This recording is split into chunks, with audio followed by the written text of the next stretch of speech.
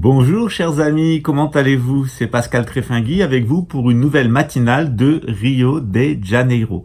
Aujourd'hui dans cette matinale, nous allons parler d'un sujet qui est assez attendu, que j'ai déjà traité, mais que je vais traiter une nouvelle fois avec plus de détails, qui est la mafia khazare. Qu'est-ce que c'est que ce peuple? Comment et pourquoi est-il annoncé dans la Bible et dans le Coran sous le nom de Gog et Magog, ou Yadjouj et Madjouj?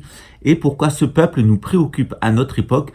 Quelle a été son influence contre nos synarchies, contre nos institutions, et au sein même de nos institutions qui sont arrivées à infiltrer? Qui sont ces gens? Quelle est leur idéologie? Quelles sont leurs pratiques? Et pourquoi vont-ils amener l'humanité à passer par le pire moment de son existence, c'est-à-dire ce que l'eschatologie abrahamique appelle le jugement dernier, c'est-à-dire ce passage terrifique, terrible que nous allons affronter au moment du changement d'ère, lors de ce passage vers l'ère du Verseau qui a déjà commencé en 1840, mais qui sera complètement stabilisé en 2160. Donc voyons cela aujourd'hui. Si vous n'êtes déjà inscrit, vous pouvez le faire.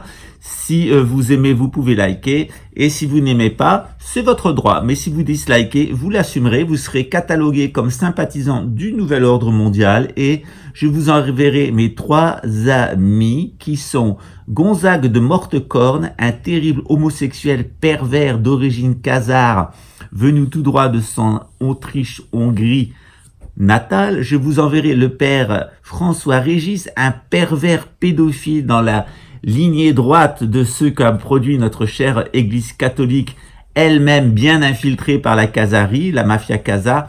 Ou alors je vous enverrai encore Maurice, qui avant était Mossad, mais qui aujourd'hui est à la retraite, et il est tellement gai, il est tellement heureux, mais il n'est pas toujours très commode, tonton Maurice. Voilà, évidemment c'est une blague, c'est notre running gag, vous y aurez le droit tous les jours, sans coup fait rire. Sans coup fait rire, c'est français ça. Sans ne pas y échapper, et parce que en fait j'ai envie de vous habituer avec ces personnages, parce que moi je peux dire des choses, mais mes personnages ils ont beaucoup plus de liberté d'expression que moi, et de temps en temps sur certains sujets je préfère laisser parler mes personnages. Ça c'est tout le bonheur et l'avantage du programme LK Ultra, c'est que le programme LK Ultra choisit des individualités perverses, les expose en plusieurs individualités. Vous avez un président qui peut à la fois se montrer très gentil et de l'autre côté vous dire qu'il va vous suspendre avec des crochets de boucher. Et bien c'est pareil avec moi, sauf que comme je suis pas un produit MK Ultra, j'ai préféré m'inventer des personnages et vous en faire rire, parce qu'en même temps ça vous montre exactement à qui vous avez affaire avec vos hommes politiques. Vous avez affaire à des acteurs.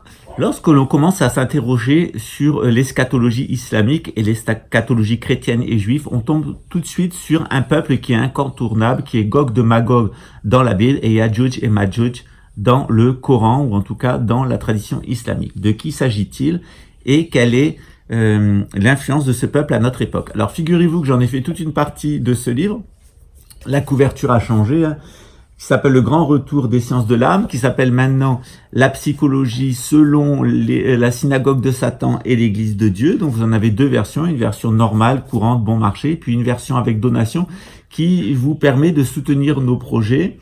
Alors ça n'a rien à voir avec les vidéos elles sont faites à titre bénévole et à titre gracieux. Je suis content de les faire et de pouvoir communiquer avec vous. C'est juste un projet pour les personnes qui viendront à Rio dans le futur, pour pouvoir les héberger dans des conditions plus faciles à la campagne, les réinitier à une vie traditionnelle, de sédentaire traditionnelle, avec de l'agriculture biologique, sans téléphone portable, sans ordinateur, sans la technologie moderne, dans un lieu où on est dans une zone blanche de téléphonie mobile, donc on n'a aucune pollution électromagnétique et on est loin du programme psychotronique. Alors on peut pas forcément y vivre en permanence, je vais vous expliquer pourquoi. Parce que tout simplement, il faut pouvoir vivre partout, et également sous des endroits qui sont sous contrôle de la mafia khazare. Et je vais vous raconter une expérience qui m'est arrivée. Il y a quelques années, il y a bien plus de 20 ans maintenant, 25 ans, j'avais décidé de manger entièrement biologique et je fabriquais mes shampoings, je fabriquais ma mousse à raser, enfin j'étais complètement sorti du système, j'avais plus de téléphone, je vivais à la campagne. Et puis donc ça a duré environ 3 ans où j'utilisais tout ce qui était moderne au minimum, et surtout je mangeais entièrement bio à 100%. Alors ça me coûtait un bras parce qu'à l'époque c'était encore très cher. J'avais mon petit potager, j'étais au nord de Marseille, et puis un jour j'ai été invité par des amis, Et puis, j'avais vraiment pas mangé au McDonald's depuis 3 ans. Et puis, j'ai mangé au McDo. Alors, on m'a enlevé la viande. J'ai mangé un burger et des frites. Et j'ai bu un coca, ce que j'avais pas fait depuis des mois. Et ce que j'ai eu immédiatement, c'est une gingivite énorme. Et j'ai eu un très, très violent processus de désintoxication. Donc, mon corps s'est complètement mobilisé contre la nourriture empoisonnée que je venais de manger et qu'on mange tous au quotidien. Et là, j'ai compris en fait que j'avais pas respecté une des règles du bouddhisme qui était de ne pas être dans l'excès. Et donc j'ai réintroduit régulièrement de manger des choses empoisonnées, des choses mauvaises, tout simplement pour pas avoir des réactions allergiques. Et c'est la même chose avec la psychotronie. Même quand on est électrosensible, on peut pas se couper complètement du système, de la société dans laquelle on vit. Donc il faut s'habituer à avoir un certain degré d'intoxication pour renforcer notre système immunitaire. Et bien c'est la même chose en matière de pensée, hein. On pourrait lire seulement la Bible, on pourrait seulement lire le Coran, s'enfermer complètement dans notre pratique religieuse et se couper du monde, c'est possible, on peut le faire, hein. Mais on peut aussi se renforcer intérieurement, avoir un système immunitaire psychologique qui est tellement fort que en vivant, on peut vivre tout à fait dans le monde une vie tout à fait normale, une vie ordinaire comme disait René Guénon, mais en même temps savoir ce qui se passe, chez qui on est, où on est. Et c'est à ces gens-là que sont destinés mes livres, qui sont le fruit de mon expérience, c'est-à-dire continuer à vivre dans le système, en étant heureux dans le système, en profitant des aspects positifs du système, parce qu'il y en a, mais sans se laisser intoxiquer par le système. Donc c'est ce que je vous propose au fil de ces vidéos, c'est renforcer votre système immunitaire. Et ce que je propose aussi aux personnes de façon plus intensive dans cette campagne, c'est de pouvoir aussi renforcer leur système immunitaire pour pouvoir retourner à leur vie de tous les jours, à leurs fonctions, et pouvoir y opérer des réformes. Parce que la meilleure façon de détruire le nouvel ordre mondial, ce n'est pas de l'affronter de face, mais c'est de mener une stratégie de mouche. C'est-à-dire une mouche, elle peut pas arrêter un train, mais elle peut rendre le conducteur fou. Donc, l'objectif de mon travail, c'est de rendre le conducteur fou, c'est-à-dire de vivre totalement dans le système, heureux et en parasitant totalement le système, ce qui le rend furax parce que ça le fait tomber de l'intérieur. Donc pas de, comme ont fait les Américains, notamment les nationalistes américains, de vouloir aller contre le nouvel ordre mondial et de l'affronter en face parce qu'il va déclencher une guerre, parce qu'il joue sa survie et qu'il vaut mieux les laisser faire. Et en même temps, une fois qu'ils se sont installés, leur pourrir la vie, c'est ce qu'on appelle la guérilla et ça marche beaucoup mieux que la guerre frontale. Alors maintenant, parlons de nos khazars, de cette mafia khazar. J'en ai déjà parlé quelques fois quand je vous ai dit que le nouvel ordre mondial, c'était pas une idée des juifs, c'était pas une idée des francs-maçons, bien que les deux se soient fait infiltrer et récupérer, mais les catholiques se sont fait infiltrer et récupérer, les musulmans se sont fait infiltrer et récupérer, et la meilleure preuve d'ailleurs, c'est le nationalisme qui n'a pas succombé au nationalisme, et le nationalisme, c'est une idée khazare. L'idée même de la khazarie repose sur l'idée de nation, et c'est clairement dit dans la Bible avec l'histoire de Babel, puisque les gens de Babel n'ont pas voulu être un peuple comme les autres, ni de nomades, ni sédentaires, ils ont voulu être une nation constructrice, avec sa propre idéologie, ses propres bâtiments, ses propres rites, et c'est là où le bas blesse, et c'est là où véritablement cette expérience de Babel, de la tour de Babel, qui va se poursuivre après avec différents peuples, dont les Khazars, va venir pénétrer à l'intérieur de nos sociétés, de nos familles, de nos institutions, de notre synarchie européenne, la synarchie juive, pour les pourrir de l'intérieur, les amener à leur destruction. Et c'est donc ce qu'on va expliquer maintenant. Alors, comme je le rappelle dans mon petit livre, qui a inspiré beaucoup d'articles sur Internet, l'histoire des Khazars, donc ce qu'on pourrait appeler maintenant la mafia khazare, puisqu'elle s'est infiltrée partout. Les Khazars n'ont plus d'État, mais ils se sont infiltrés partout. Et en fait, cette mafia khazare, c'est le plus grand syndicat du crime jamais organisé depuis la tour de Babel. Donc cette mafia, elle repose en fait sur des conceptions qu'on va démasquer aujourd'hui, et elle fonctionne aussi sur des rituels, notamment ce qu'on appelle la magie babélienne, que je vais vous expliquer aujourd'hui. Mais vous n'en entendrez jamais parler, vous verrez jamais un livre d'histoire où on vous parle des Khazars, vous verrez jamais un livre d'histoire où on vous parle de la magie babélienne. Les seules histoires que vous allez pouvoir trouver à ce sujet, c'est les livres de René Guénon, notamment lorsqu'il parle des 7 tours du diable d'Ossendowski, et notamment dans un livre de Jean-Marc Lallemand qui s'appelle René Guénon et les 7 tours de diable. Il y a aussi une vidéo qui a été faite sur Internet, mais qui amène le propos à l'envers, sur le mode accusatoire des musulmans, qui confond les musulmans et les Khazars. Alors, nous allons maintenant parler de cette mafia khazare. Alors, à l'heure actuelle, elle est très très dangereuse. Et lorsqu'on veut bien la connaître, en fait, on a un livre qui est très intéressant, qui a été écrit par Mike Harris et qui justement en anglais traite de la mafia khazare, de Khazarian Mafia, où il nous explique quel a été le rôle de cette mafia khazare, quelle est son idéologie et comment au fil du temps, en fait, elle a complètement infiltré l'Occident et comment elle a amené et comment elle veut amener à la création du nouvel ordre mondial qui est en fait une résurrection de la tour de Babel. Babel. Entre le 1er et le 8e siècle de notre ère, c'est-à-dire entre l'an 0 et l'an 700, une société qui est incroyablement malveillante va faire son apparition de l'autre côté du Caucase, dans les plaines d'Asie centrale, dans l'actuel Kazakhstan et l'actuelle Géorgie, qui s'appellera la Khazarie. Alors la Khazarie, c'est une société, c'est un groupe ethnique, c'est une nation qui est dirigée par un roi qui est donc d'origine turco-mongole, ils sont de la même famille que les Turcs et les Mongols, où ces gens-là sont particulièrement malveillants, ce sont des oligarques qui sont versés dans l'usure, dans la vente de pétrole, dans la fabrication de drogue, notamment le hashish, et également dans la magie noire avec de la sorcellerie, l'invocation de tous les résidus psychiques qui sont dans le sous-sol, des démons et aussi toutes sortes de sorcellerie et de pratiques occultes. Alors principalement ce qu'ils font, et on retrouvera ça avec les Achachines et le dieu de la montagne au moment des croisades, c'est qu'en fait, ils prennent des jeunes qui sont un peu déstructurés sur le plan familial, généralement des jeunes qui ont été élevés par leur mère, qui ne connaissent pas leur père, donc qui ont des problèmes de patriotisme, des problèmes de filiation par rapport au père. Alors, c'est ce qu'on appelle généralement un fils de pute, c'est-à-dire quelqu'un dont on ne connaît pas le père, ça peut être de multiples pères, c'est quelqu'un qui n'a pas de patrie et qui va être prédisposé au nationalisme. Donc le nationalisme, je le confirme, c'est bien l'idéologie des fils de pute, et l'histoire nous l'a largement montré avec les nazis par exemple, et le Front National en France, puisqu'il s'agit véritablement de fils de pute.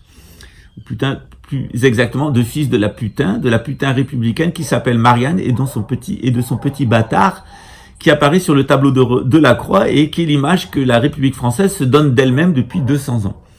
Donc ces fameux Khazars qui sont là, ils sont versés donc dans la magie noire. Ils sont des bandits, principalement des bandits de grand chemin, et ils ont une pratique qui est la suivante. Ils prennent des jeunes, ils les droguent, ils leur lavent le cerveau, ils morcellent leur individualité, et ils en font des assassins qui vont aller attaquer les gens sur les grands chemins, les détrousser, ramener le butin, et même quelquefois, comme ils sont complètement devenus schizophrènes, ils prennent les vêtements et les habits de cette personne et ils vont jusqu'à se rendre où cette personne habitait quelques années après pour se faire passer pour elle et pouvoir soit extorquer de l'argent à la famille, soit faire du chantage, soit simuler un kidnapping. Donc cette mafia khazare qui s'est constituée donc dans cet empire de la Khazarie, il a posé de gros problèmes à tous les empires qui étaient autour, donc aussi bien un petit peu plus tard lorsque l'islam est apparu aux musulmans, au nord aux Russes et surtout aux Romains, donc à l'empire romain d'Orient. Donc ce peuple-là a vraiment posé des problèmes à tout le monde, ce sont des descendants des Scythes en particulier et aussi des descendants des Hittites d'une certaine façon, et ces peuples-là, ces fameux Hittites qui sont allés jusqu'en Égypte, ont subverti la civilisation égyptienne, en ont pris le contrôle et l'ont fait s'effondrer.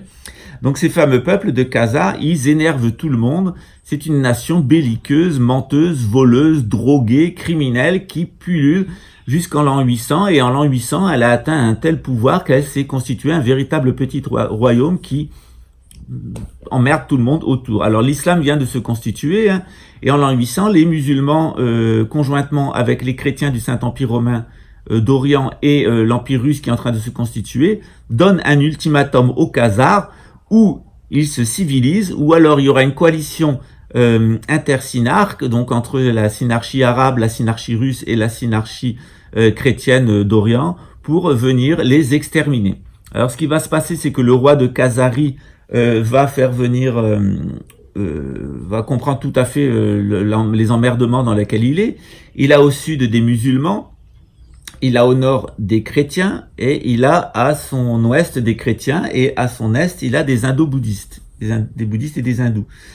Donc il doit choisir une religion, et ce qu'il va faire, c'est qu'il va choisir une religion qu'il pense plus facile plus proche de sa culture, et il va choisir le judaïsme. Alors pourquoi il va choisir le judaïsme? Tout simplement à cause du talmudisme.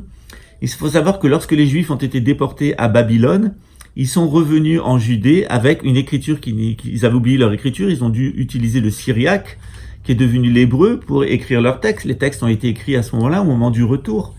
Et puis ensuite, une partie des Hébreux qui avaient été déportés à Babylone est allée dans les montagnes de Galilée, sont devenus de Samarie et sont devenus les Samaritains, qui ont gardé une partie des cultes zoroastriens et qui généralement ont reconnu Jésus comme le Messie attendu par les Juifs. Jésus d'ailleurs a rendu plusieurs fois hommage aux Samaritains, et encore de nos jours, les Samaritains sont les seuls Juifs d'Israël qui reconnaissent Jésus comme étant le Messie d'Israël venu il y a 2000 ans.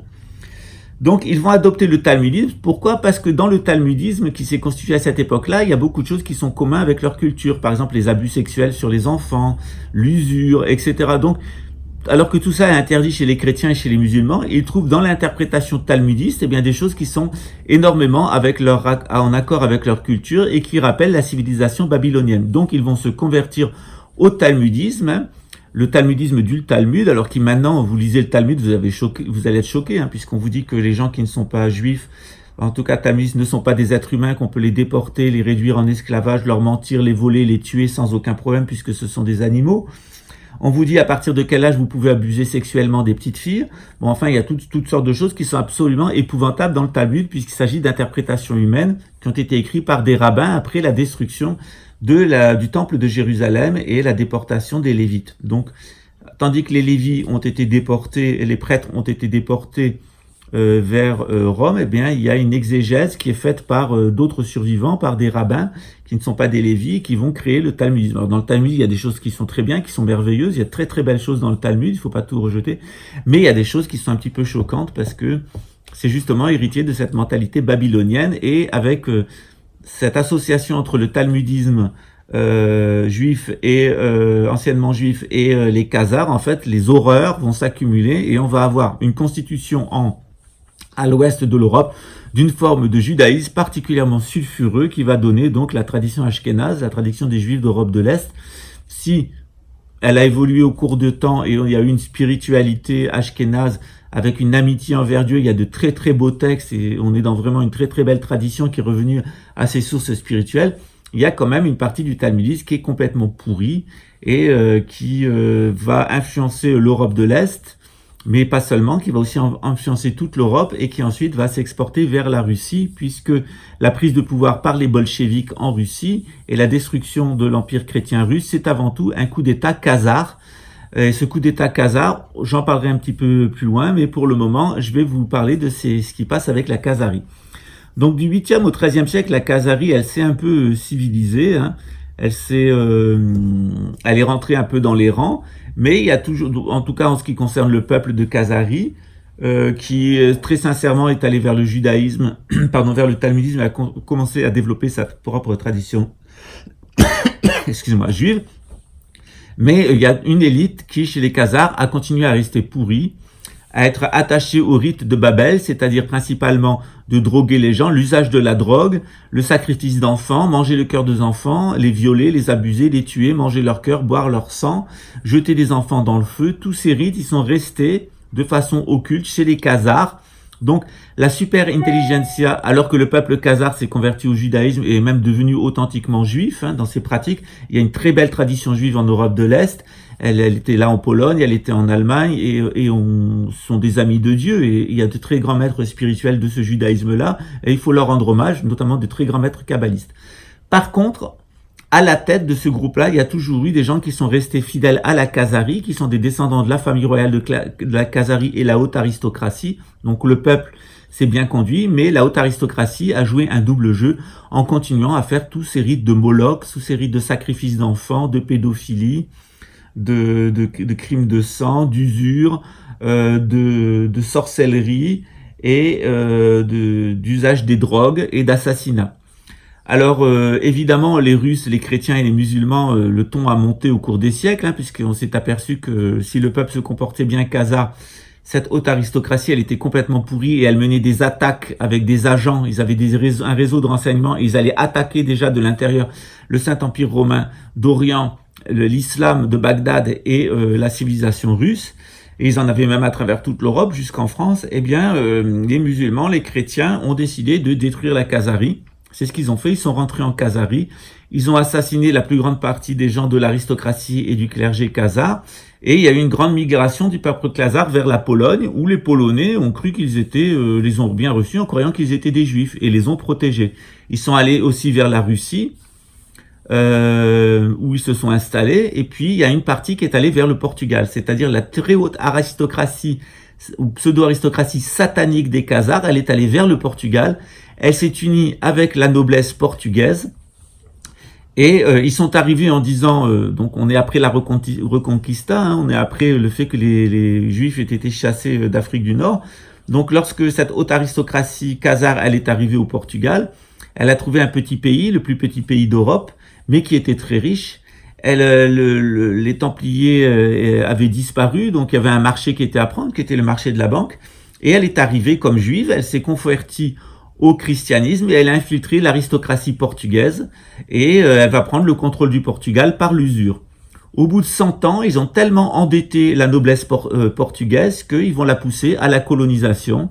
Et par la colonisation, ils vont amener non seulement la destruction de toutes les civilisations du monde entier, ce qu'ont toujours fait les gens de Babel, mais ils ont aussi amassé un énorme trésor de guerre. Alors cet énorme trésor de guerre qu'ils amassent au Portugal, il leur permet de prendre le contrôle de l'Espagne et d'amener l'Espagne dans la colonisation. Ils prennent le contrôle de Venise, le contrôle de la Flandre et après ils vont prendre le contrôle de l'Angleterre, en particulier au XVIIe siècle avec la révolution d'Oliver Cromwell, qui est un de leurs agents, qui travaille pour les Khazars, et ils vont assassiner la famille royale d'Angleterre, ils vont prendre le pouvoir, créer la cité de Londres, et ils vont mettre sur le trône d'Angleterre, d'abord installer une république et mettre sur le trône d'Angleterre un Orange Nassau, la famille d'Orange du Pays-Bas qui est sous leur contrôle, hein, qui a complètement été infiltrée par donc cette aristocratie, cette ancienne aristocratie khazare qui est devenue portugaise, puis espagnole, puis vénitienne, puis hollandaise, et ils vont donc puis anglaise, et ils vont créer la Cité de Londres et imposer ce monarque. À partir de la Cité de Londres, donc les Khazars vont mener toute une stratégie d'infiltration et de destruction de l'Occident, ils vont pousser tous les pays les uns après les autres à la colonisation, ils vont déstabiliser tout l'Occident pour le vider, obliger la race blanche à migrer et à aller détruire toutes les civilisations. Ils vont se rendre dans le Vatican qu'ils vont infiltrer. À partir du XVIe siècle, le Vatican est totalement infiltré par les agents khazars. Au final, ce seront même les descendants d'un khazar, c'est-à-dire Ignace de Loyola, hein, qui est un portugais, mais qui est d'origine khazare, qui appartient à la haute aristocratie khazare, qui va créer les jésuites. Et c'est cet ordre jésuite qui maintenant dirige le Vatican. Donc l'ordre noir du Vatican, cet ordre des jésuites auquel appartient le pape français, vient directement depuis la Khazarie et a en arrière, hein, de ce qu'on nous dit officiellement, de comme il se présente, une super aristocratie ou un super clergé jésuite, qui est complètement lié à la super aristocratie anglaise Illuminati et la finance américaine qui pratique donc ces rituels de sang, la drogue, l'usure, etc. Le Vatican est un énorme usurier, hein, le Vatican est une puissance financière et vous allez mieux comprendre les problèmes de la pédophilie dans l'Église catholique quand vous comprenez que le super clergé qui est invisible et qui contrôle le Vatican, il est khazar et il a adopté tous les rites de ces khazars, c'est-à-dire la pédophilie, le sacrifice d'enfants, l'usure, la drogue, l'homosexualité rituelle, la possession démoniaque, etc. Donc vous allez comprendre tout à fait comment les dysfonctionnements qui sont actuels, tels qu'ils se manifestent dans le monde moderne et qui mènent au nouvel ordre mondial. Donc, si on comprend qui est cette mafia khazare, eh bien, on comprend comment on arrive au pas à pas vers le nouvel ordre mondial. Le nouvel ordre mondial, c'est l'idée de faire de Jérusalem une nouvelle Babel, tout simplement, menée et dirigée par les descendants de la haute aristocratie khazare, descendante des rois de Babel, c'est-à-dire du roi Nemrod. Voyons maintenant les différentes étapes par lesquelles et grâce auxquelles la mafia khazare est arrivée donc à prendre le pouvoir sur le continent européen et détruire la civilisation européenne, la synarchie européenne, telle qu'elle avait été conçue par Charlemagne et puis ensuite par Hugues Capet, en tout cas en ce qui concerne la France. Voyons quelles ont été les étapes. Alors tout d'abord, je vous ai parlé du Portugal, hein, c'est-à-dire que la haute aristocratie qui aime l'argent, c'est-à-dire luciférienne, et qui n'aime pas les hommes, c'est-à-dire sataniste, s'est installée au Portugal où elle a pris le contrôle de la royauté portugaise et elle a occupé la place laissée par l'éviction de l'ordre du Temple, c'est-à-dire qu'il y avait une place pour des banquiers et évidemment tout de suite ils se sont saisis de la banque et ils ont commencé à construire leur fortune sur l'usure, sur l'endettement, sur la dette et provoquer bien entendu la colonisation puisqu'ils avaient endetté la noblesse portugaise jusqu'à la gueule en montant chaque petit château contre chaque autre château, en montant l'orgueil donc aristocratique. Et il y avait une compétition entre les membres de l'aristocratie portugaise pour rivaliser d'orgueil. Et bien entendu, les usuriers khazars ont profité de cet orgueil, l'ont stimulé de toutes les façons pour déchristianiser les gens, décatholiciser les gens et les amener au matérialisme le plus fort. C'est la même chose qui va se passer en Angleterre. Donc ils ont endetté jusqu'à la gueule la noblesse britannique, la noblesse anglaise, et puis la noblesse a mis le plus de pression possible sur la noblesse pour qu'elle pressurise les métayers, les serfs, les paysans, créant de l'insatisfaction sociale et un climat pré-révolutionnaire. Donc à chaque fois c'est pareil, ils endettent les élites, ils obligent les élites à augmenter la pression fiscale sur le peuple, ils provoquent une révolte du peuple et ils utilisent cette révolte du peuple pour installer des hommes de paille au pouvoir. Ça a été fait en France en 1789. Ça a commencé sur ce modèle-là en Angleterre au XVIIe siècle. Donc, ils ont financé et mis au pouvoir les têtes rondes, dont c'est une secte matérialiste d'Oliver Cromwell. Ils ont assassiné le roi Charles Ier et ils ont fait en fait de la couronne britannique leur havre de paix, leur havre bancaire en créant la City de Londres, qui est comme le Vatican, un État dans l'État avec ses propres règles. Et je rappelle que Vladimir Poutine est citoyen de la City of London, ce qui montre bien qu'il est un illuminé. Alors pas un illuminé directement au service anglo-saxon, mais un illuminé au service d'une autre secte talmudo-protestante, en tout cas talmudo-orthodoxe, celle de Russie. Donc il préfère donc un nouvel ordre multipolaire à un nouvel ordre unipolaire. Mais c'est tout à fait la même bande, c'est juste se partager le pouvoir. Il faut savoir que les Illuminati, il y a aussi des guerres entre eux. Donc ce qui s'est passé, c'est en Angleterre, c'est au XVIIe siècle, c'est non seulement ils ont tué le roi Charles Ier, mais en plus ils ont dégommé toute l'aristocratie anglaise et puis toute la famille royale. Donc ils ont tué des centaines de personnes, même des milliers de personnes, des milliers de familles, des centaines de familles, des milliers de personnes de la vieille aristocratie, de la vieille noblesse anglaise, qui était d'origine française d'ailleurs, par Guillaume le Conquérant. Donc cette City of London, elle allait devenir leur repère de pirates, donc ils ont tout fait migrer. Ils avaient d'abord le Portugal, puis Venise, puis la Hollande. Maintenant ils sont en Angleterre et ils vont se créer un deuxième repère de bandits qui sera donc Israël et qui a évidemment rien à voir avec les Juifs, parce qu'il ne s'agit pas du tout d'un programme juif. C'est un programme qui n'est pas du tout en accord avec le judaïsme. C'est un programme qui a certains éléments du talmudisme en apparence parce qu'ils sont communs avec la religion des Khazars, c'est-à-dire ce qu'on peut appeler le satanisme, le luciférianisme, en tout cas qu'il vaut mieux appeler le babélisme. Voilà. À partir de l'Angleterre, la mafia khazare décide d'infiltrer et de prendre en otage tout le système bancaire international, et à travers donc plusieurs procédés, c'est-à-dire ils mélangent leur sang avec celui de l'élite, ça c'est le premier truc. Ensuite, ils impliquent les élites, quelles qu'elles soient, dans des rituels pédosatanistes pour avoir un instrument de chantage contre eux. Donc, à la fois les détacher de leur religion et à la fois avoir un moyen de pression.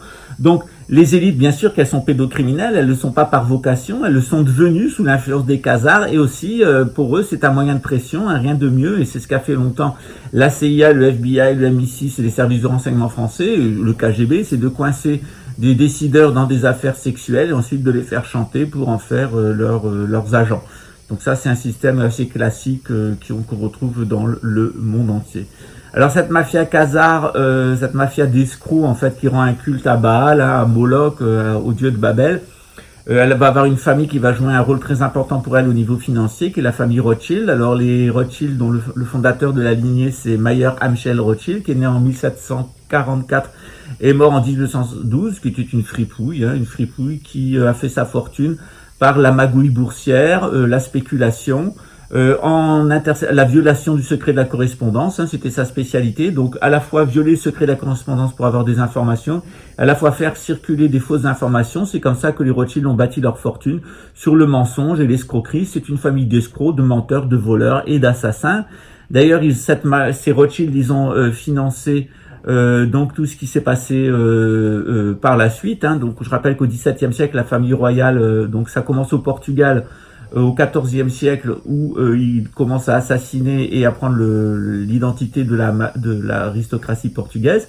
Après, ils vont faire la même chose au XVIIe siècle en Angleterre. Ils assassinent les membres de la famille royale impériale. Au XVIIIe siècle, ils vont assassiner la famille royale française. Hein, c'est le meurtre de Louis XVI, qui est commandité directement par les Rothschild et par la mafia khazare depuis Londres, avec des agents qui vont être payés pendant toute la guerre. Par exemple, Danton, Robespierre, tous les grands révolutionnaires de la République française. On sait qu'ils ont été financés depuis Londres. Ils ont reçu des rémunérations depuis l'Angleterre pendant toute la Révolution française pour massacrer le peuple français. Avant la Première Guerre mondiale, eh bien, le clan des Rothschild finance donc tous les mouvements anarchistes qui sont financés par les Rothschild et ils les utilisent pour tuer l'intégralité des membres de l'aristocratie européenne qui ne leur est pas soumise, en particulier l'archiduc Ferdinand, ce qui va permettre de commencer la Grande Guerre et d'éliminer l'empire national allemand et d'autre côté l'empire synarchique d'Autriche-Hongrie. Ça continue avant la Deuxième Guerre mondiale, hein, où ils assassinent systématiquement les familles, tous les membres de la famille impériale autrichienne et allemande. Ils s'attaquent aussi à la Chine, hein, où ils commanditent l'assassinat des membres de la famille impériale chinoise et ils vont dépouiller la famille impériale japonaise de son pouvoir. Ça commence sous l'ère Meiji, mais ça va s'intensifier pour devenir des marionnettes des Rothschild et à travers les Rothschild de cette mafia internationale khazare qui vient de Babel et qui a donc un programme de luciférianisme, c'est-à-dire d'accumulation d'argent, de satanisme, c'est-à-dire de haine de l'homme, et qui va s'appuyer sur le pétrole, sur la sorcellerie, sur l'envoûtement, sur les meurtres rituels et sur la pédocriminalité. Alors les Rothschild, ils ont joué un rôle particulier en Orient. Je vous parlais tantôt de la révolution Meiji hein, de 1865.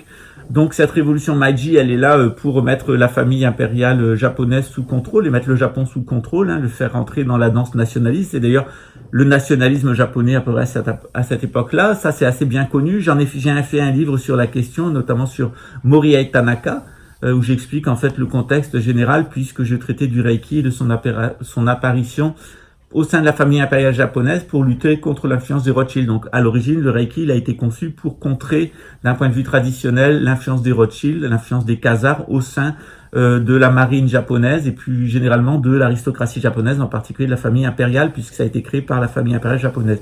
Donc, pas le Reiki merdique qui vient des États-Unis, le Reiki New Age, mais le vrai Reiki qui vient du Japon, de Corée et de l'Inde. Alors les Rothschild, au bénéfice de l'Empire britannique, donc de leurs valets, hein, leurs employés de banque, leurs employés qui sont la famille royale d'Angleterre, ils ont conçu un plan diabolique pour récupérer les énormes quantités d'argent et d'or qui avaient été faites par les Chinois. Il faut savoir que les Chinois, pendant des siècles, à travers les routes de la soie, exportaient eh bien de la soie, justement des épices hein, qui irriguaient l'Europe. Alors les Rothschild ont mis sur pied un immense réseau d'espionnage, hein, qui était tout simplement l'ordre des Jésuites, qui servait de raison d'espionnage aux Illuminati, en particulier aux Rothschild. Ils étaient présents partout. Lorsque les rois s'en apercevaient, ils étaient expulsés. C'était le cas en France, où les Jésuites ont été expulsés, mais ils ont été expulsés partout, parce que dès que tu laisses rentrer un Jésuite, c'est comme laisser rentrer un khazar, c'est l'État dans l'État, et ils prennent le contrôle. Donc, tant que nos monarchies étaient encore valides, ben, elles les ont expulsés, elles se sont débarrassées d'eux, mais petit à petit, le grignotage s'est fait de plus en plus. Et en Chine, il s'est fait de la façon suivante. Alors, les Rothschild connaissaient donc cette tradition des achachines qui venait d'eux. Hein. Donc, il y avait des Turcs donc la théorie du vieux de la montagne. Donc, il y avait des Turcs qui cultivaient l'opium et le cannabis, qui droguaient des gens pour en faire des assassins. Donc, ils ont pensé que ça pourrait être intéressant pour servir leur projet. Ils l'ont toujours utilisé. Hein. Ils l'utilisent depuis Babel. Hein. Donc les Rothschild, ils ont eu l'idée suivante, c'est que pour toutes les exportations que la Chine faisait vers l'Europe, on payait plus en or, en argent ou en billets de banque, eh bien ils allaient payer en opium. L'opium fabriqué en Inde et en Afghanistan. Donc les Rothschild payaient, le groupe des Illuminati, la couronne britannique a imposé aux Chinois d'être payés en opium. Et l'opium a envahi l'intégralité de la Chine, elle a rendu accro l'aristocratie, le clergé, et ça a été beaucoup plus facile de s'en débarrasser parce que lorsqu'on a des gens qui sont complètement drogués à l'opium, eh bien c'est plus facile de prendre le pouvoir. Alors il y a eu plusieurs tentatives des Chinois de se libérer du joug britannique, hein, notamment l'affaire de la révolte des Boxers, mais ils ont fini par assassiner la famille impériale, la mettre sous contrôle du Japon, enfin assassiner une partie, la mettre sous contrôle du Japon, après s'en débarrasser définitivement et financer Mao Tse-tung. Donc qui via l'international marxiste a été financé par la Wall Street et par les Rothschild pour prendre le pouvoir en Chine. Alors comme avec Staline et généralement les golems et les créatures de la finance, Mao leur a fait comme ça. Au bout d'un certain temps, il a essayé de suivre son propre projet et donc, à travers la famille Li, qui est une des 13 familles des Illuminati, il y a une tentative de récupérer la Chine.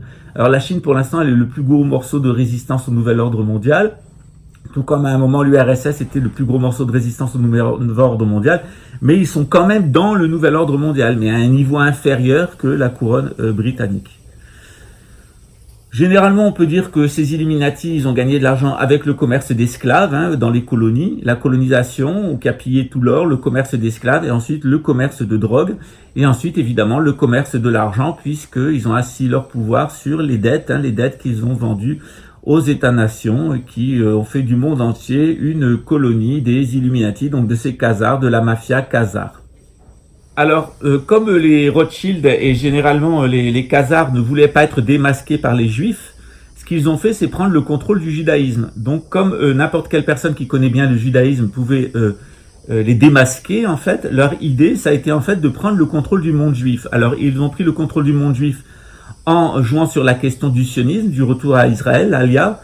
Donc, à ce moment-là, ils se sont mis à financer toutes les sortes de judaïsme contre les sortes de judaïsme et monter les juifs systématiquement les uns contre les autres pour les épuiser, créer des querelles dans le monde juif, ridiculiser les juifs. Donc à la fois les Illuminati finançaient l'antisémitisme, notamment l'antisémitisme allemand, ils ont financé Adolf Hitler, et de l'autre côté ils finançaient les juifs, c'est-à-dire l'État sioniste, et puis ils finançaient toutes les communautés juives, mais pour pouvoir monter les gens les uns contre les autres, les corrompre et surtout faire taire les intellectuels juifs qui, eux, auraient pu les démasquer. Donc, il y a eu toute une ambition qui a été, en fait, de mettre les juifs sous contrôle.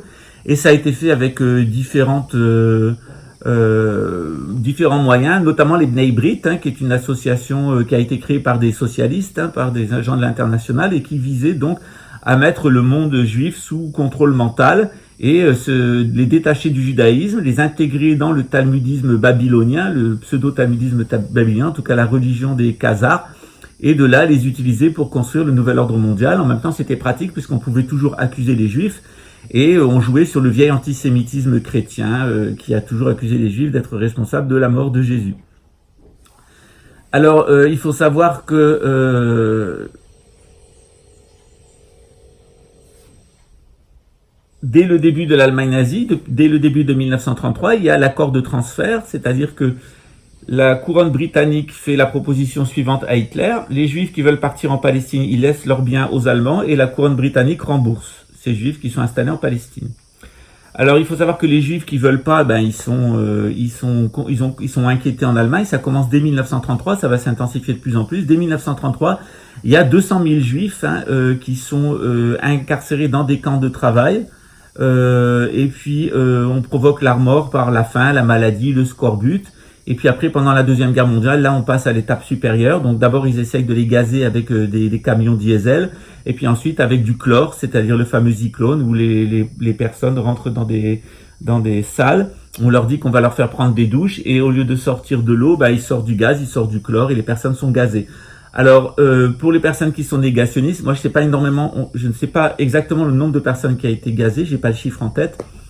Je ne sais pas comment ils sont arrivés à déterminer ceux qui avaient été tués par le scorbut, la faim, le froid, les mauvais traitements, ou ceux qui ont été tués à coups d'armes à feu, ou ceux qui ont été tués par le gaz. Je ne sais pas comment ils sont arrivés à déterminer ça, mais l'existence des chambres à gaz, elle est claire, puisque moi j'ai connu une de mes amies, qui avait aucune raison d'inventer une histoire pareille, et elle était dans le camp de concentration de Dachau, et elle m'a raconté exactement comment ça s'était passé, ce qu'elle avait vu, etc., que les femmes et les enfants mouraient, etc. Et les Allemands disaient que c'était l'eau qui était froide, c'était leur cœur qui s'arrêtait. Puis son mari qu'elle avait rencontré dans le camp de concentration et qui était au crématorium, c'est-à-dire qu'il brûlait les cadavres, il lui a dit non, il les gaze avec du chlore parce que quand on rentre dedans, il y a une forte odeur de chlore, donc c'était le fameux cyclone. Donc ça a bien existé, et d'ailleurs les gens qui sont dans le négationnisme, alors on peut toujours discuter des chiffres d'un point de vue scientifique, Mais nier l'existence des chambres à gaz, c'est franchement, il faut avoir une case en moins. Et de toute façon, c'est fait à dessein, en fait. Hein. C'est comme la théorie de la conspiration. Le négationnisme, il est là pour discréditer les gens qui auraient une approche critique par rapport à la stratégie des Khazars. Encore une fois, le négationnisme, il a aussi été financé par les Khazars, ce qui explique d'ailleurs que certaines personnes qui ont porté le négationnisme n'ont jamais été inquiétées. Par exemple, Soral, c'est un négationniste. Il est protégé par les juifs les Khazars talmudistes de Russie qui sont autour de Poutine. Il est financé par eux. Et je peux vous assurer une chose, c'est que ça serait bien étonnant que Soral aille en prison parce qu'il est vraiment l'imbécile utile du système. Et il a été là pour faire monter l'antisémitisme et faire pression sur les juifs français pour qu'ils aillent vivre en Israël. Donc c'est toujours la même méthode, financer les deux camps pour obtenir ce qu'on veut. Alors, cette mafia khazare, évidemment, elle a corrompu les membres du Congrès américain. Les États-Unis ne voulaient pas rentrer dans la guerre et la Première Guerre mondiale, en fait, elle a été complètement planifiée par eux. Et donc, c'est eux qui, en fait, c'est eux qui ont planifié la Première Guerre mondiale et qui ont poussé avec leurs agents au sein du Congrès américain à la Première Guerre mondiale, notamment avec l'attentat contre le bateau Lusitania, hein, qui avait été complètement monté par les services secrets sionistes de la couronne britannique, anglais, pour amener le naufrage du bateau, créer un choc dans l'opinion publique. Même chose avec Pearl Harbor. Les Américains ne voulaient pas rentrer dans la Deuxième Guerre mondiale. Et donc l'attentat de Pearl Harbor a été créé de toutes pièces pour en fait pousser le peuple américain à rentrer dans la guerre, à sacrifier ses enfants, à dépenser des milliards de dollars pour cette guerre. Bienvenue dans le monde de la mafia khazare. Alors je vous le disais, les Khazars, ils n'avaient pas intérêt à ce que les vrais juifs les démasquent, donc ils ont mis en fait sur pied une espèce de doctrine qui est la théorie du nouvel ordre mondial, hein, ils l'ont appelé le sionisme, hein, pour séduire. Et ils l'ont tiré en fait ils l'ont d'abord financé dans les milieux chrétiens, au milieu de la couronne britannique au XVIe ou XVIIe siècle, et puis ensuite ils l'ont évidemment vendu aux juifs, hein, qui se déjudéisaient, ils l'ont vendu aux talmudistes. Ils les ont influencés plus facilement puisqu'ils les ont achetés, et que d'un côté les Khazars poussaient les États nationaux à harceler les juifs, et de l'autre côté ils proposaient aux juifs de rentrer dans le sionisme. Ils ont toujours financé les deux camps pour obtenir ce qu'ils veulent, générer le problème pour imposer leur solution. Alors, ils ont fini par inculquer à la communauté juive une espèce d'illusion paranoïaque de supériorité raciale. Hein. Notamment, ils ont mis dans la tête des juifs que les chrétiens le monde entier voulait les exterminer. Donc cette paranoïa qu'ils ont fait naître chez les juifs, ils l'ont fait en finançant les antisémites d'un côté et de l'autre côté en finançant les juifs qui allaient vers le sionisme. Donc toute la communauté juive a été prise en otage. D'un côté, on l'a rendu paranoïaque avec des agents nationalistes européens qui harcelaient les juifs. Donc c'est Le Pen par exemple, hein, voilà, c'est typique, c'est quelqu'un qui harcèle les sémites, etc., pour leur maintenir la pression, mais en même temps, Le Pen reçoit de l'argent d'Israël, de la couronne britannique et de la CIA, donc, et Soral exactement la même chose, il reçoit de l'argent de la Russie, et en France, il est là pour faire naître de l'antisémitisme, de l'antimaçonnisme, de la paranoïa chez les maçons et chez les juifs. Pourquoi? Parce qu'on veut que les maçons et les juifs servent le nouvel ordre mondial, et pour l'obtenir, rien de mieux que de les rendre paranoïaques et de rendre les Français antisémites et antimaçonnistes. Donc la stratégie, elle a très bien fonctionné avec ces agents. Alors je vous en prie, n'envoyez pas d'argent à Soral. Au contraire, faites comme moi, écrivez au procureur de la République de Paris et demandez que Alain Soral exécute sa peine de prison et soit arrêté, et que il fasse l'intégralité de ses sursis. Il n'y a pas de raison qu'une personne soit condamnée par la justice de la République, par des juges indépendants sur la base de la loi, et que cette personne soit toujours en liberté.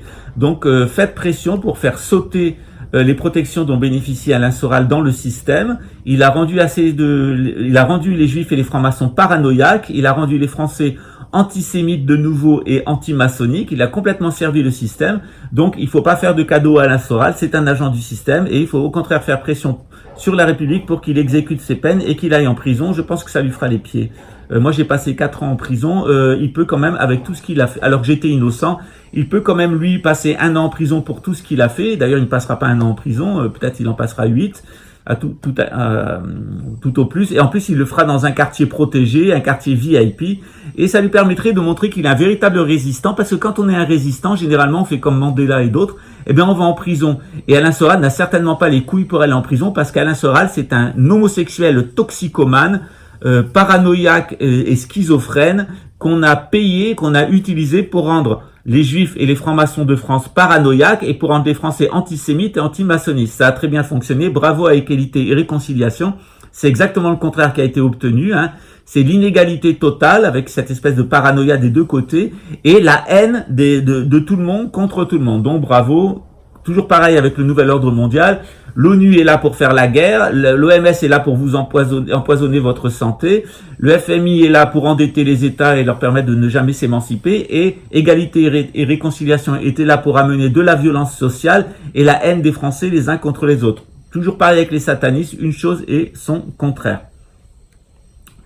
Alors, en 1947, évidemment, les Khazars, ils obtiennent ce qu'ils veulent, c'est-à-dire un État d'Israël qu'ils vont utiliser pour finir de détruire le monde musulman.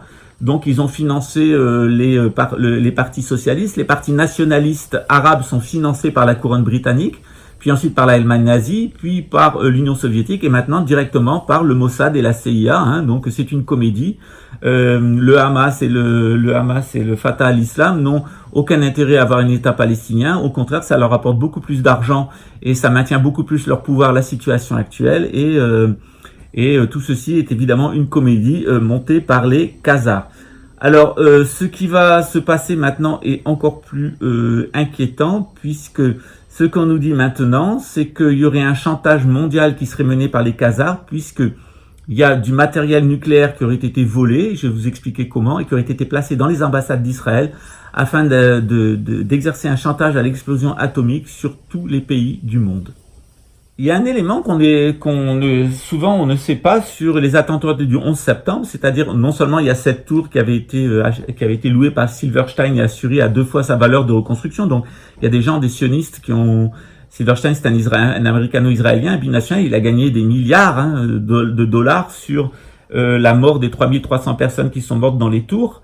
Mais il y a aussi d'autres choses, c'est-à-dire il y avait le building numéro 7 qui était derrière, qui abritait la commission de contrôle des opérations de bourse et qui mettait en cause les grandes banques américaines sionistes pour des fraudes très importantes en bourse. Il y avait aussi là le contre-espionnage antiterroriste du FBI qui a été détruit. Son directeur était devenu le jour même du 11 septembre le directeur de la sécurité du World Trade Center. Il s'appelait John O'Neill et il a disparu. Mais ce qu'on sait moins, c'est que l'attentat qui a été fait par le Pentagone, donc c'est un missile Patriot qui était placé sous un drone qui a percuté et il y avait des charges à l'intérieur du bâtiment, tout simplement parce que ce jour-là, on avait réuni des officiers de haut rang de l'armée américaine pour traiter d'un sujet qui était assez inquiétant. C'était une réunion de la marine du Pentagone et où on devait parler de ce qui s'était passé, c'est-à-dire donc il y avait 35 enquêteurs qui étaient là et qui s'occupaient des investigations et qui devaient remonter la piste du vol par les sionistes, donc les Israéliens, de 350 charges atomique W54 David Crockett qui avait été volé dans l'usine Pentax au Texas. Donc on avait donc une enquête qui était montée, était mis en cause une société de écran du Mossad qui s'appelle Urban Moving System, et elle était donc, il y avait une enquête qui avait été faite par la marine et par donc le Pentagone, et ce jour-là on avait réuni des fonctionnaires du Pentagone pour en discuter, et comme par hasard, ils étaient dans l'aile des archives qui a reçu le missile Tomahawk et le soi-disant Boeing 737 qui se serait crashé, mais en fait on sait que c'est un missile Tomahawk qui a frappé, et un drone, et il y avait des charges qui avaient été placées dans le bâtiment. Donc ainsi tout a volé en éclats, donc on ne saura jamais rien sur les charges W54 et les mini-bombes atomiques qui ont été volé dans l'usine de Pentex, qui avait été fabriqué à l'origine dans l'usine de Hanford. Donc voilà le secret qui est caché derrière le 11 septembre. Je ferai une autre vidéo d'ailleurs sur cette partie parce qu'elle est plus intéressante, c'est-à-dire de savoir quel est ce chantage à l'arme atomique qui est maintenant mené par les sionistes à travers les ambassades d'Israël dans le monde entier, et comment ces armes atomiques ont été volées sur le sol américain, et comment en fait il y avait plus de choix pour eux, pour la mafia khazare, que de détruire ces tours pour gagner de l'argent et voler l'or qu'il y avait à l'intérieur, répandre de la radioactivité sur tout New York, puisqu'il y avait à l'intérieur des machines de traitement du cancer et des appareils de radio, et il y a eu de la poudre qui a été donc de ces appareils de radiographie qui ont été dispersés dans tout New York en infectant les gens. Il y a évidemment cette affaire aussi du Pentagone et l'écroulement de la tour numéro 7. Donc il y avait un véritable coup d'État qui a été mené contre le peuple américain en 2015 pour protéger cette mafia, voler le peuple américain à travers ses compagnies d'assurance et cacher en fait la stratégie et tout ce qui était lié à ce vol de matériel atomique. Alors maintenant, je vais vous donner la transcription en français d'une déclaration en hébreu qui avait été faite par Benjamin Netanyahou lors d'une réunion au Pfingstbar de Jérusalem. Donc c'est un point de rencontre qui est très connu du Mossad, des agents du Mossad. Mais il y a quand même des Israéliens qui sont épouvantés par ce qui est en train de se passer.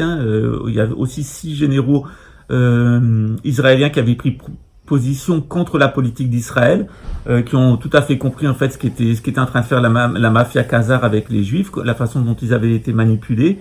Et il y a une transcription qui est sortie. Donc Benjamin Netanyahou dit la chose suivante: si nous sommes pris, c'est-à-dire la mafia khazare, nous remplacerons par des gens du même acabit que nous. Donc peu importe ce que vous faites, l'Amérique est une vache à lait et nous allons la traire jusqu'au bout, la dépecer et la vendre morceau par morceau jusqu'à ce qu'il n'en reste plus que le grand État-providence que nous allons créer et contrôler. Pourquoi ? Parce que c'est la volonté de Dieu et que l'Amérique est assez grande pour encaisser le coup, afin que nous puissions le refaire encore, encore et encore. C'est ainsi que nous traitons les pays que nous haïssons, nous les détruisons très lentement et les faisons souffrir pour avoir refusé d'être nos esclaves. Donc cette mafia khazare, cette mafia babélienne, elle inflige depuis 1913 avec la création de la réserve fédérale, des souffrances, tout simplement parce que les patriotes américains, les patriotes francs-maçons qui ont créé la République américaine avaient peur des Illuminati, ont essayé de s'en protéger, mais les Illuminati, la mafia khazare a fini par prendre le contrôle des États-Unis, est en train de les traire comme une vache à lait, en faire son instrument de violence au service de la couronne britannique. Alors bien entendu, cette mafia khazare, elle est au pouvoir, elle est à Londres, c'est la famille royale d'Angleterre avec les gens qui sont autour. Voilà la mafia khazare, ils se servent des États-Unis et ils se servent d'Israël. Donc les Américains sont leurs victimes, les Israéliens et les Juifs sont leurs victimes, mais rien de mieux pour dédouaner la couronne anglaise que d'accuser les Juifs, en particulier les Israéliens, d'accuser les Américains, en particulier les francs-maçons, parce que comme ça, personne n'accuse jamais la couronne britannique. Et vous remarquerez que Alain Soral qui vous a parlé de tout, de toute sa haine d'Israël, de toute sa haine de l'Amérique, mais il ne vous a jamais expliqué qu'en réalité, tout à fait en haut, il y avait la mafia khazare et il y avait la couronne britannique, et il s'est toujours abstenu de vous parler du convent des 300, des 13 familles d'Illuminati, de la couronne britannique, cette famille de Dan et du rôle qu'ils veulent donner à William et à Harry. Donc William qui aurait le pouvoir temporel en tant que chef de la royauté britannique et Harry qui aurait le pouvoir spirituel en tant que chef spirituel d'Israël. Et ce qui explique d'ailleurs les liens de Harry avec les catholiques, avec la famille Obama, avec la famille Clinton. Vous allez voir, tout ça, ça va monter en charge. Et petit à petit, vous allez voir ce que je vous dis. Alors, il y avait 2 stratégies pour eux, la stratégie de l'effondrement qui était la stratégie bancaire et la stratégie militaire. Donc, il semble, puisque le coup Elizabeth Warren n'a pas fonctionné, ils vont peut-être essayer de le rattraper avec le coup Michelle Obama pour avoir un ticket Biden-Obama ou Sanders-Obama.